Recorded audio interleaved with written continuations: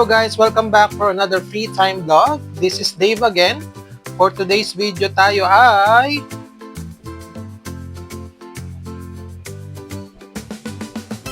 tayo ay magla-learn YouTube ulit. So batch recording to, sunod-sunod tayo mag-film. So hindi ko napapalitan yung damit ko, pareho lang. Sa lahat ng 5 siguro, 5 na film. Yung 5th excited ako, kaya kailangan bilisan natin. Okay, so let's start. Ang topic natin for today for Learn YouTube is saan na?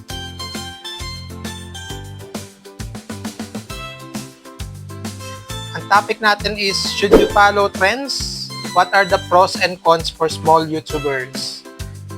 So susunod ba tayo sa trend as a small YouTuber or as a YouTuber or a vlogger? Sa tayo ba isusunod sa trend? Ano ba yung mga pros niyan at saka yung cons? Yun. So, syempre, uumpisahan natin sa pros. Bakit tayo susunod sa trend? Unang-una, faster channel growth. So, kung ang after mo is bumilis yung growth mo sa, lalo na pag nag-uumpisa ka pa lang, di ba? Gusto mo mas mabilis, mas maraming views, mas maraming likes, mas maraming possible comments, at mas maraming subscribers. So, syempre, yes, susunod tayo sa trend. Kung ano yung uso, kumbaga, kung ano yung pinagkakaguluhan ng mga tao. Diba? Yun ang susundan nating content. Diba? Para sumabay tayo sa trend. Kasi usually, ang nangyayari dyan, madalas nilang sinesearch yan sa YouTube. Ginagamit nila yung search box doon, search na topic na ganito. Tapos, isa ka sa lalabas dun sa ano. So, kailangan i-prepare mo ng SEO mo niyan. Kasi pag nag-search sila, dapat mauuna ka sa top ka, di ba? O kaya kung di ka man sa top, doon ka sa top 5 dun sa search result ng YouTube. Or even sa Google, di ba? So, kailangan marunong ka ng SEO. For SEO, please watch my video. Hanapin nyo siya, SEO YouTube. Hanapin nyo siya dyan para malaman nyo kung paano gumamit ng SEO. And then after that, syempre dapat maganda na yung thumbnail mo. Para pag kung kasama ka man dun sa 5, top 5 dun sa search result, striking. Kumbaga yung yung thumbnail mo at yun ang unang mapapansin nila, yung thumbnail mo, di ba? So kung kunwari 5th ka, syempre yung top 1 ang una nila makikita. Eh hindi nila type. Dahil yung sa'yo, number 5 striking, yun ang i-click nila, di ba? So dapat maganda yung thumbnail mo. Meron akong YouTube for thumbnail. Balikan nyo yan, nasa YouTube Learn playlist.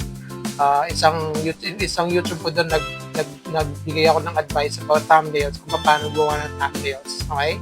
And then kasama dun sa paggawa ng thumbnails yung pangalan ng video mo or ng title ng video mo.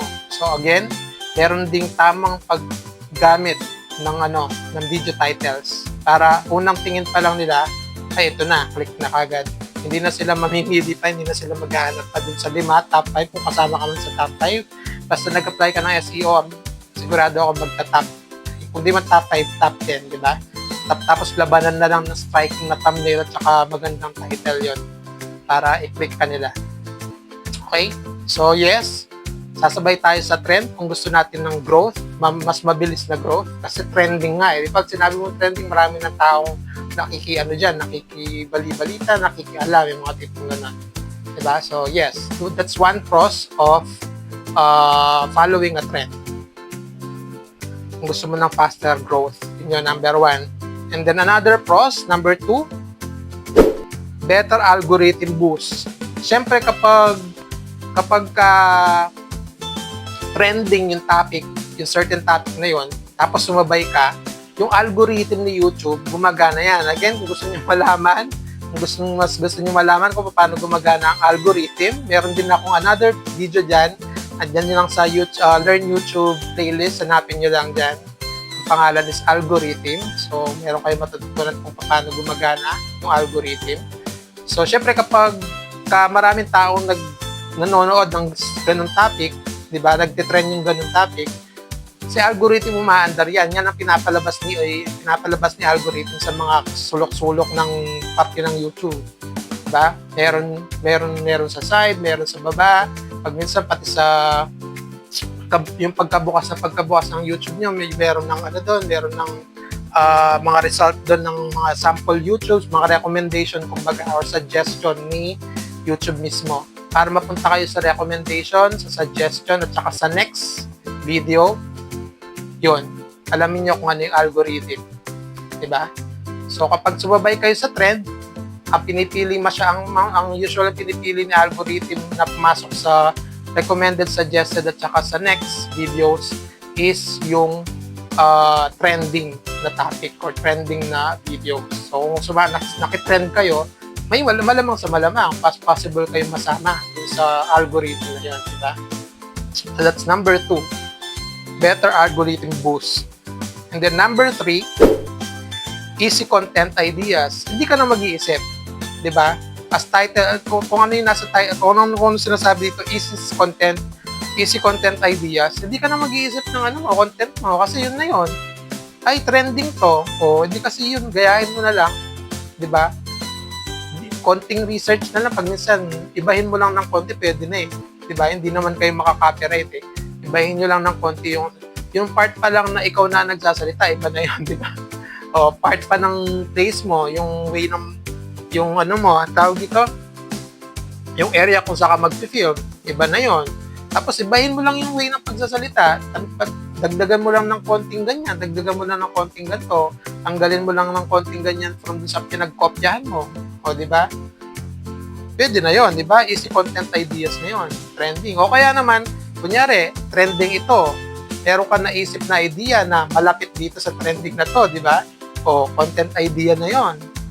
So, yun, isa sa mga rason kung isa sa mga pros ng pag-follow ng trend is number 3, which is easy content ideas.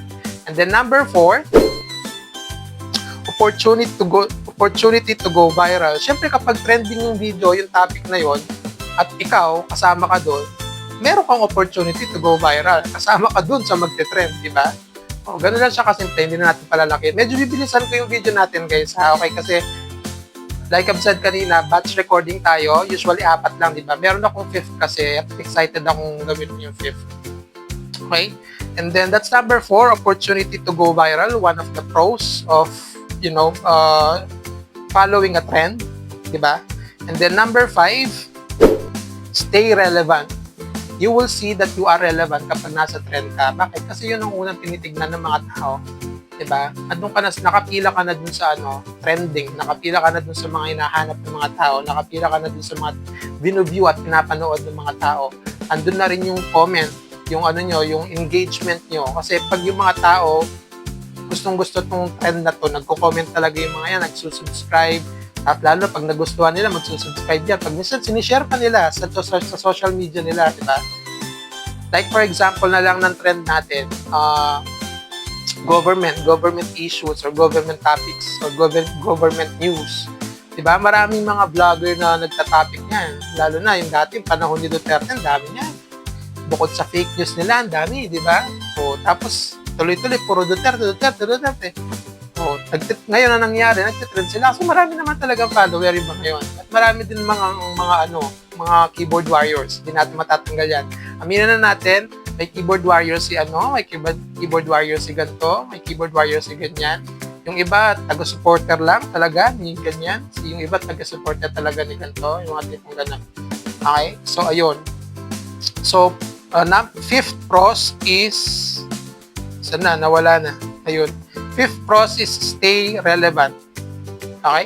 So, mapapansin mo na relevant ka kasi nag-share ka ng ganitong topic. Kumbaga nakadagdag ka, nabigyan mo silang information. So, ibig sabihin, relevant ka. Okay? That's, yun, 5 lang sila yung pros na binigay dito ng assistant natin. 5 pros kapag sumali ka sa trend. Okay? So, syempre, pupunta na tayo sa negative, which is consequence or cons. Consequence ba yung cons? O, yun. So, 5 rin siya. So, let's start. Number 1 for cons. Short-term content. Siyempre, pag nag-trend yan, hindi naman, ang trend ngayon, hindi naman serious eh. Usually, one topic lang yan. And then, yun lang, ganun lang siya. Short-term lang siya. Hindi na siya tumatagal. Tumatagal man yan, 1 week, 2 weeks, 3 weeks, ganyan.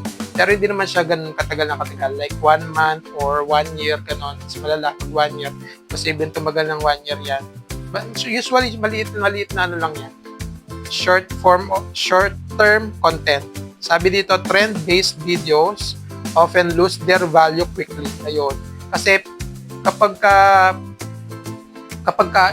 yung viewer mo tumingin na at usually pipili lang sila ng isa eh. Depende na lang kung mausisa talaga yung viewer mo, yung mga viewers mo.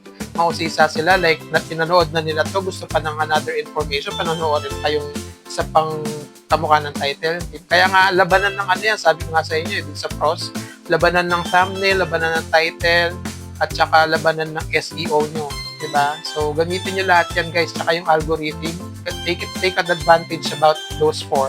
Thumbnail, title, and then SEO and algorithm. Yung apat na yan. Kung may time kayong panoorin yung mga videos, kung panoorin yung mga yan, makakatulong talaga sa inyo yun.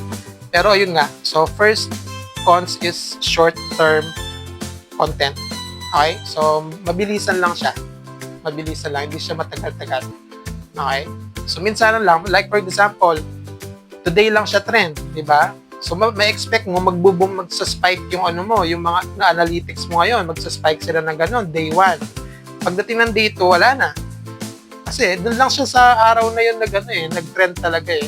Yung susunod mga araw, konti na lang mga viewers. Makikita mo yan sa analytics mo. Yan.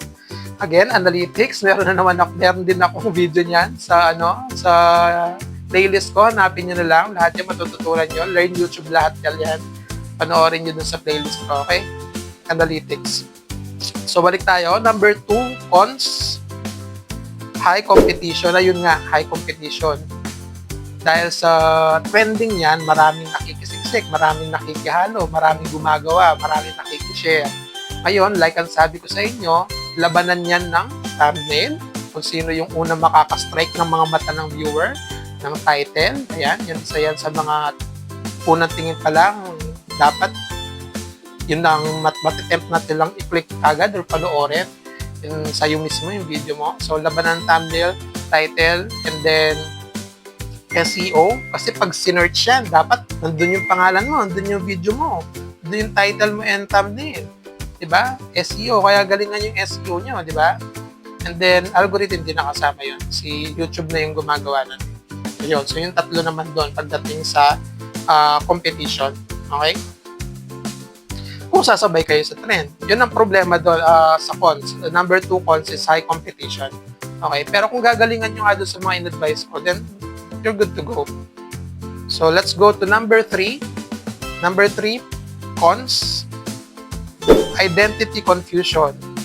Basahin natin siya. If you follow every trend, your channel can feel inconsistent. This may confuse your audience and hurt your long-term brand. Ayun. So, depende naman sa'yo. Meron naman mga trending na iisang category lang. Like, for example, yung mga current events, tinatawag natin current. Sabagay, kahit yung current events, mix yan eh. Merong basketball, merong government issue news, merong kung ano-ano pang mga current trends, diba? Or current events. Siguro mag-focus lang kayo dun sa isa lang. Like for example, kung ang gusto nyong, ang napili nyong trend ng araw na to is about headlines sa news about government. Yun, napaka-specific nun, di ba? So, yung mga susunod na araw nyo, mga susunod na content nyo, dun lang din sa government para hindi siya naiiwalay, hindi sabog. Kasi ang sinasabi dito sa isa sa mga cons, number 3, identity confusion. Hindi malaman kung ano yung channel mo. Diba? Kumbaga, hindi na sila, pag kunyari, meron trend, ikaw na, subscribe ka na nila, like ka nila. Ayun, so kunwari, alam na nila yung channel mo, tapos, syempre, pag meron na naman bagong trend sa government na ganito, hindi na sila maghahanap pa ng iba, hindi na sila magsa-search, hindi na sila mag-depend pa dun sa search result ni Google at ni YouTube. Kasi dahil kilala ka na nila, ang gagawin nila, pupunta na lang sila kagad sa channel mo. Ay, baka sigurado merong ganyang video yan. Kasi ganyan yung mga ina-upload niya. Diba? Ayun. So, itong mga cons na to, bukod sa sinasabi ko, binibigyan ko ng paraan para ma-eliminate as much as possible. Okay? So, binibigyan ko kayo ng advice kung anong gagawin.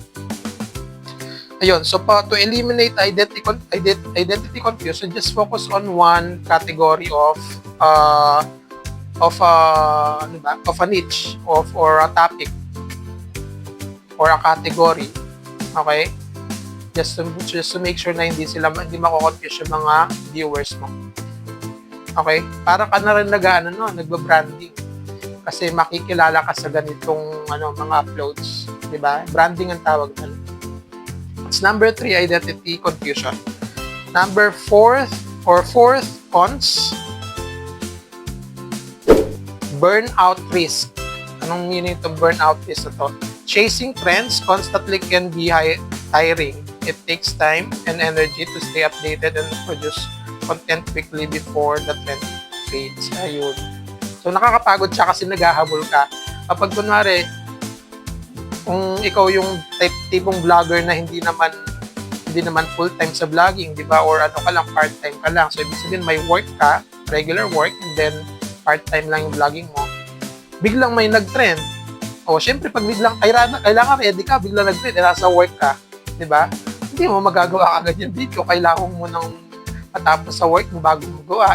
Syempre, dahil nga nasabi ko kanina sa isa sa mga cons nun ng following the trend is mabilis lang, di ba? Hindi siya matagalan. Kumbaga, pag nag-trend siya, isang araw lang. O, dapat doon sa isang araw na yun, makagawa ka na kagad ng video. Di ba? Ganun yung sinasabi ng number 4, burnout risk. So, ibig sabihin, nakakapagod kasi naghahabol ka. Hinahabol mo yung trend na yun para maganda merong makapagbigay ka ng magandang content. Diba? So, ganun siya, burnout risk. So, syempre, last but not least, number 5 ng cons, not always audience friendly. Ayun. So, yung mga trend, merong mga trend na hindi maganda sa audience. Basahin natin, ha? Some trends may not suit your niche or audience. Doing something out of character just because it's trending can backfire. Ayun. So, merong hindi lahat ng mga trending hiyang sa'yo. Tulad ko, hindi naman ako pwede ako sa trending na government issue or news, mga ganyan. Pero, kunyari, yung mga trending ng mga artista, si ganyan nagiwalay. Ganyan, o kaya si ganito may kalaguyo, o kaya kung ano-ano pang mga showbiz issues. Hindi ako siguro nung bata ako, pero ngayon hindi na ako masyadong sa ganun eh. Nanonood ako pag minsan kay OG Diaz, pero ngayon hindi na eh. Di ba yan, si OG Diaz at saka si, anong pangalan nito, yung sa TikTok? Si Dasa? Kalimutan ko yung name, Dasa, yan. So, magbibigay sila ng ang tawag doon? Magbibigay sila ng hint or blind item, yan, ayan, blind item nila, tapos pareho sila, tapos kinabukasan lalabas yung pangalan, trending na trending, di ba? Ako hindi naman ako nagko-content ng ganun. So hindi ko naman pipilitin sarili ko, di ba? Na mag-content para lang sumabay sa trend, di ba? Ayun, sa iyo pa rin yung choice as a vlogger, as a content creator. Kung anong dapat hiyang sa iyo, kung gusto mo, hindi yung pilit na pilit ka kasi hindi magandang kalalabasan yung pagpilit ka or hindi hiyang sa iyo. Okay? So piliin mo pa rin yung niche na gusto mo. Yung hiyang sa'yo, kumbaga. Okay? So, ayun guys, yun ang tiglilimang pros and cons ng pag-follow sa trends. Hopefully, nagustuhan nyo itong Learn YouTube natin na to. At, like I've said, ang dami pa ulit-ulit kung sinabi kanina, panoorin nyo yung iba pang videos sa Learn YouTube kung gusto nyo talagang matuto at malaman nyo kung anong gagawin nyo para maging maganda yung yung growth nyo dito sa YouTube. Panoorin nyo yung mga videos ko. Nasa playlist yan. Punta lang kayo sa playlist ko. Makikita nyo, Learn YouTube. Magkakasunod dyan. Okay? May mga titles, mga thumbnails. Basahin nyo na lang sila. Panoorin nyo. Okay? Thank you so much, guys. Next video na. Bye!